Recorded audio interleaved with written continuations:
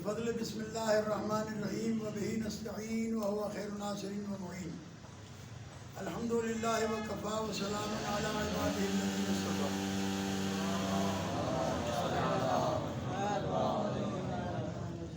اما بعد وقد قال مولانا علی بن ابی طالب علیہ السلام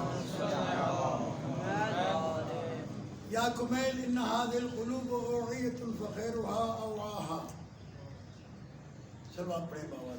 اللهم صل على محمد وعلى.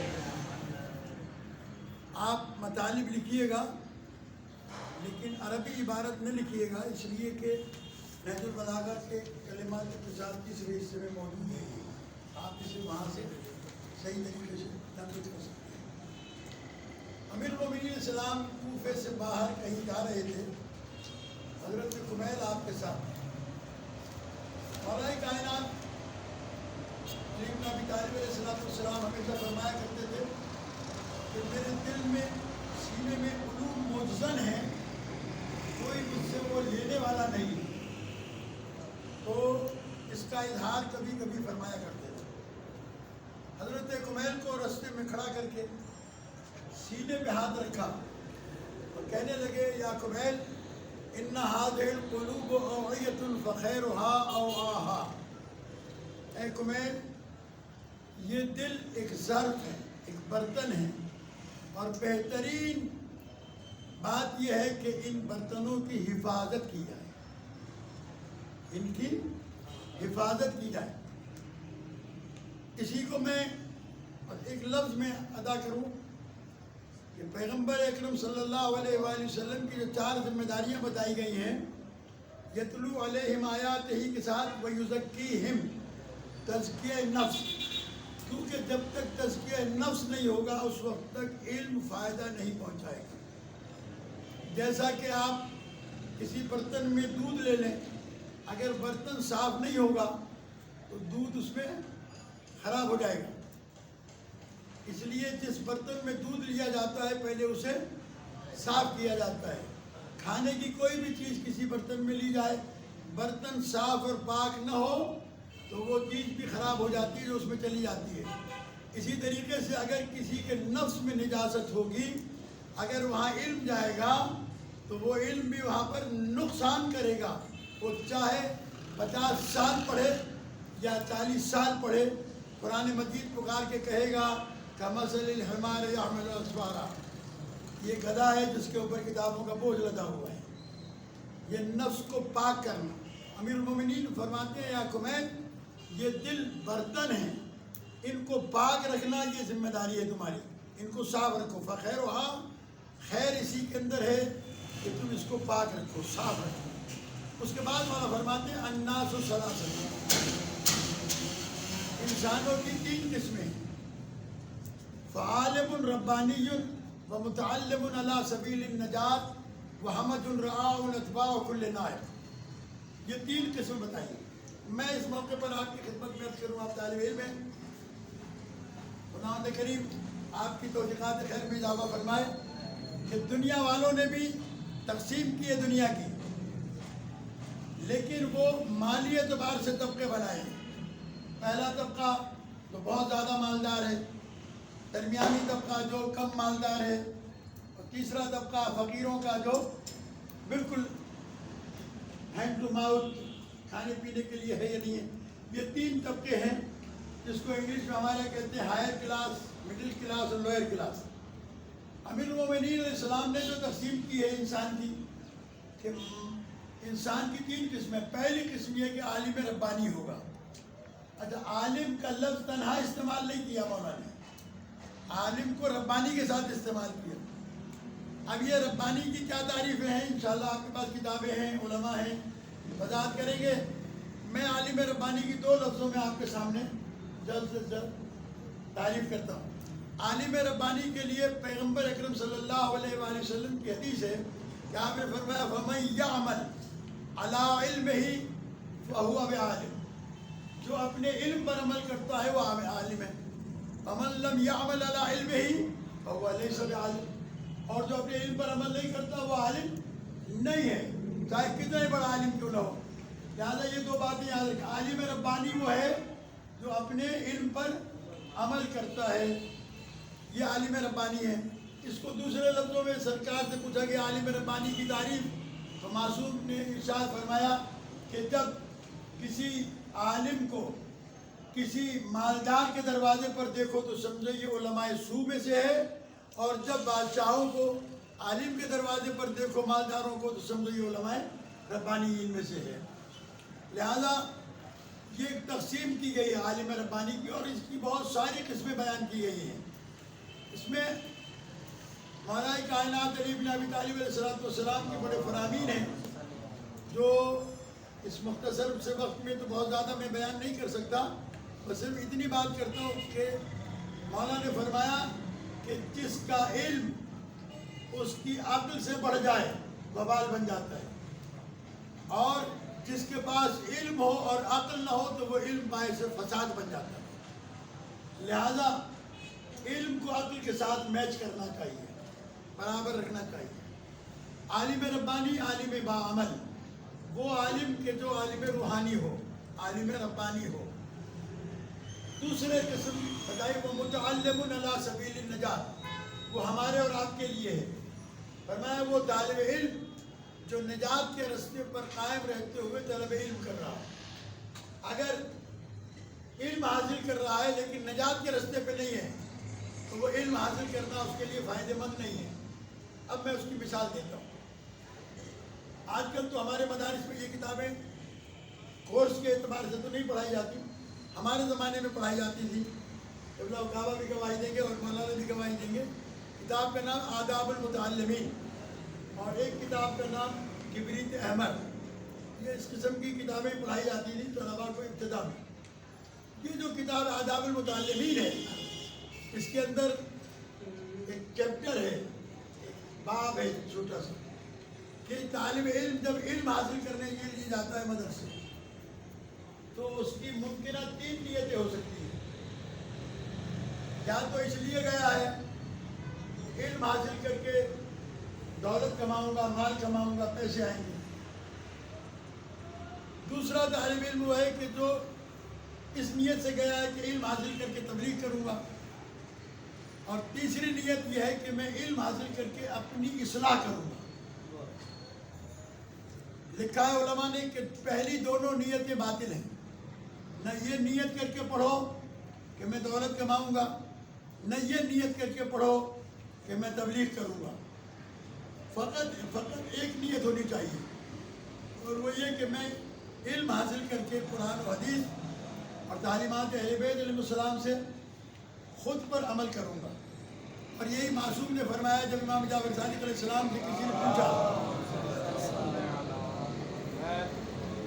کہ مولا میں تبلیغ کے لیے جانا چاہتا ہوں تو کس طریقے سے تبلیغ کروں، کون سی حدیث بیان کروں، کون سی آیات بیان کروں، کون سے واقعات بیان کروں؟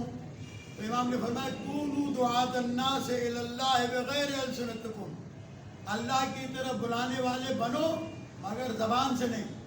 تو کہا مولا بغیر زبان کے کیسے تبلیغ ہوگی؟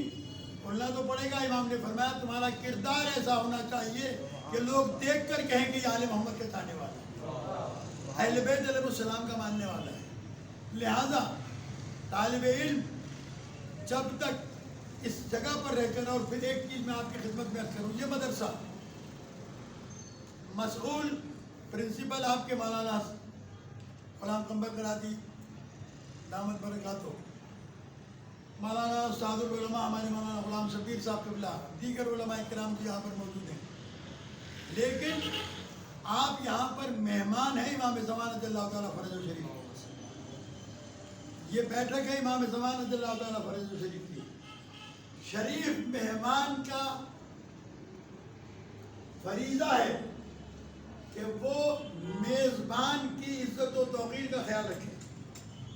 کیا کرے؟ میزبان کی عزت و توقیر کا. اب جتنا بڑا میزبان، آپ کے میزبان یہ نہیں ہے، میں نہیں ہوں، مولانا شہنشاہ نہیں ہے. آپ کے میزبان ہیں امام عصر علیہ السلام. یہ گھر ان کا ہے، یہ جگہ ان کی ہے. ہم جب پرچہ دیتے تھے نا، مدرسے میں امتحان ہوتے تھے ہمارے انگریزی میں، تو مولانا عباس علی صاحب قبلہ اللہ مقام ہو، وہ بڑا سا ہمارا میدان تھا ایک، اس کے اندر درخت لگے ہوئے تھے، وہاں بٹھا کر اور چلے جاتے تھے، کہتے تھے یہ پرچہ جانے تم جانو، تمہارا نگران امام ہے، میں نہیں، میں نے اگر کھڑے ہو کر زبردستی تم سے پرچہ کروا بھی لیا تو تمہارے نفس کی اصلاح نہیں ہوگی۔ میں دیکھتا ہوں تم میں سے امام کو حاضر کون سمجھتا ہے؟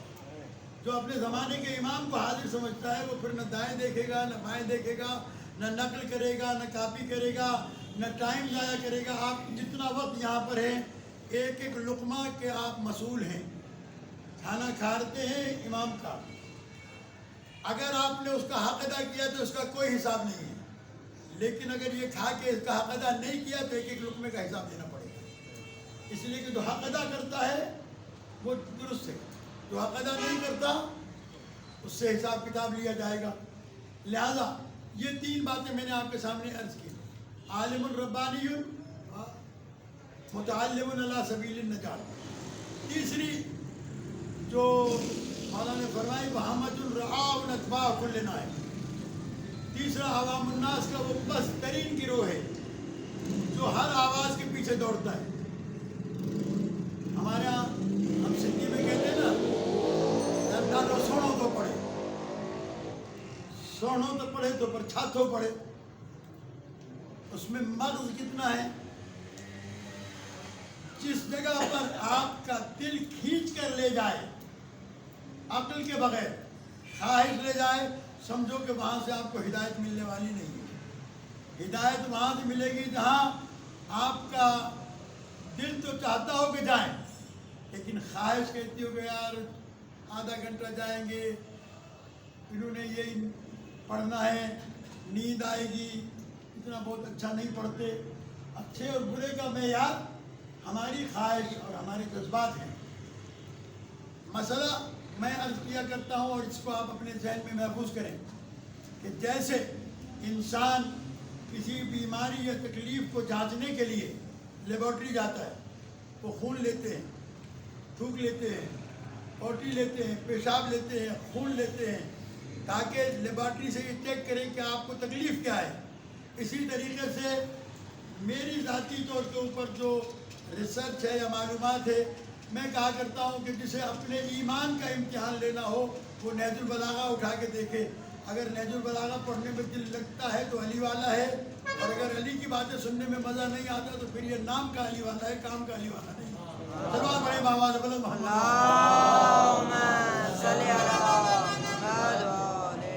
مولا فرماتے ہیں احمد الرعاون اتباع کل نائق، ہر آواز کے پیچھے دوڑتا ہے، ہر آواز کے پیچھے دوڑتا ہے۔ کیوں دوڑتا ہے؟ یمیلون مع کل ریح، یہ ایسے کمزور ہیں کہ ادھر کی ہوا چلتی ہے تو ادھر جھک جاتا ہے، ادھر کی ہوا چلتی ہے تو ادھر جھک جاتا ہے، ادھر کی ہوا چلتی ہے تو ادھر جھک جاتا ہے، ادھر کی ہوا چلتی ہے تو ادھر۔ یمیلون مع کل ریح، ان کے پاس استقامت نہیں ہے۔ کیوں نہیں ہے؟ اس لیے کہ لم یلجؤوا الی رکن وثیق، انہوں نے کسی مضبوط پلر کا سہارا نہیں لیا ہے۔ ایک کمزور بچہ ہے، یہ میں ہاتھ پکڑ کے کھینچوں، یہ اس کو ابھی کھینچ کے چلائے گا، لیکن اگر یہ کسی پلر کے ساتھ چمٹ جائے تو مجھے کھینچنے کے لیے طاقت لگانا پڑے گی، اس لیے کہ اب یہ اس پلر کے ساتھ میں چمٹا ہوا ہے جو کھینچنے میں میری طاقت سے بھی زیادہ ہے۔ علم وہ پلر ہے جو انسان کو گمراہی میں شیطان کے کھینچنے سے اپنے آپ کو محفوظ رکھتا ہے۔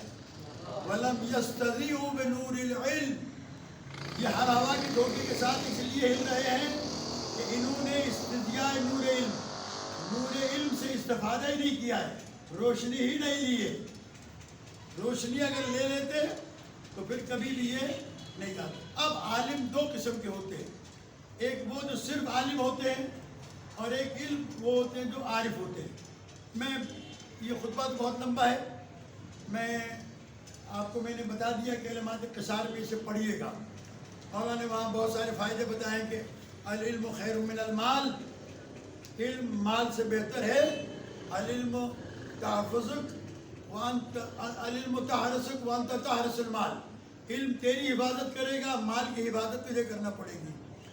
علم مال سے بہتر ہے۔ العلم المال تنقصه النفقہ والعلم یزکو علی الانفاق، مال خرچ کرو گے کم ہوتا چلا جائے گا، علم خرچ کرو گے بڑھتا چلا جائے گا۔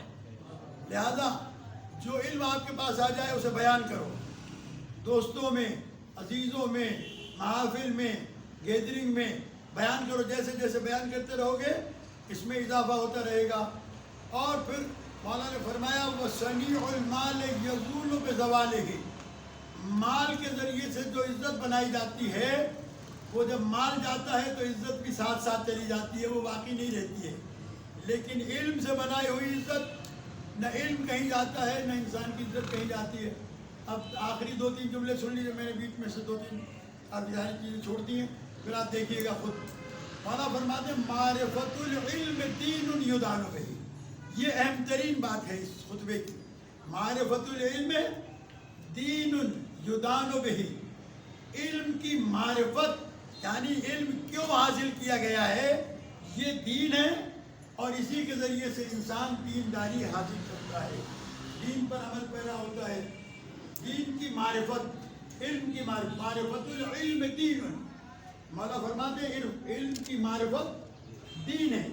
یدان بہ وبہ یکسب الانسان الطاعۃ فی حیاتہ وتمیل العطوسۃ بعد وفاتہ.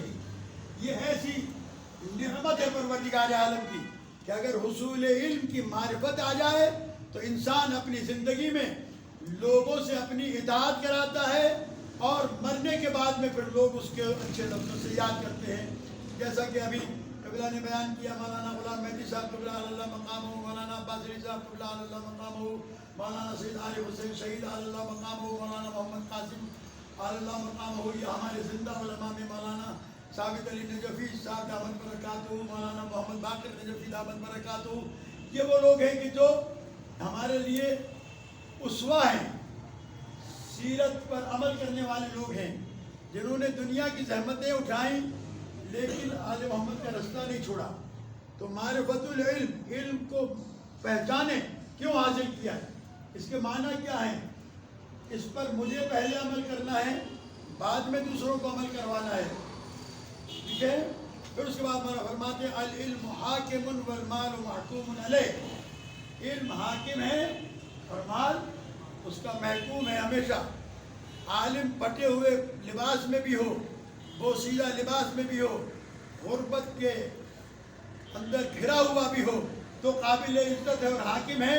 اور مالدار چاہے ارب پتی کیوں نہ ہو وہ محکوم ہے، وہ کبھی حاکم نہیں ہو سکتا ہے.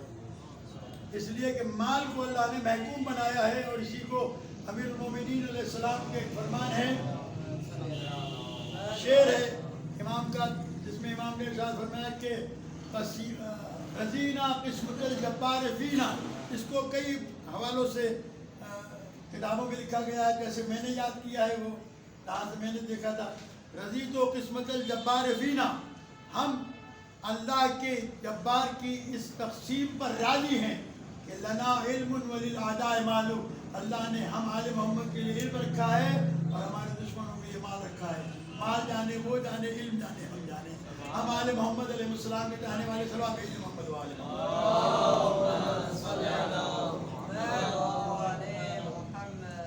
اس کے بعد آخری کلمہ اس خطبے کا اور ایک حدیث اور آپ کے سامنے انشاءاللہ بیان کرتا ہوں کہ یہ جو ابھی مولانا نے بیان کیا نا نماز پڑھانے کا واقعہ ببرلو کا، میں پہلی صف میں جا کے کھڑا ہوا تھا اس لیے کہ میں شہید کے پیچھے نماز پڑھوں گا. علماء بہت سارے تھے، تو ہمیں خواہش سے، جیسے اب آپ کی بھی خواہش ہوگی کہ آپ کا کوئی بزرگ استاد و امام آ جائے، نائب امام آ جائیں، تو خواہش ہوگی کہ میں اگر قریب ترین جگہ مل جائے. تو میں عارف حسین شہید اللہ مقاموں سے بہت زیادہ عقیدت رکھتا تھا، تو میں پہلی صف میں کود کر کھڑا ہو گیا کہ میں آغا کے پیچھے نماز پڑھوں گا. آغا نے میرا ہاتھ پکڑا اور مصلی پہ کھینچ دیا. میں نے بہت کوشش کی، کہنے لگے کہ اس وقت بحث کا موقع نہیں ہے، آپ نماز پڑھائیں پھر بعد میں بات کریں. بہرحال مجھے الامر فوق الادب کے تحت میں نماز مجھے پڑھانا پڑی، لیکن اس کا مجھے کوئی فخر نہیں ہے. یہ ان کی بزرگی ہے، میری نہیں.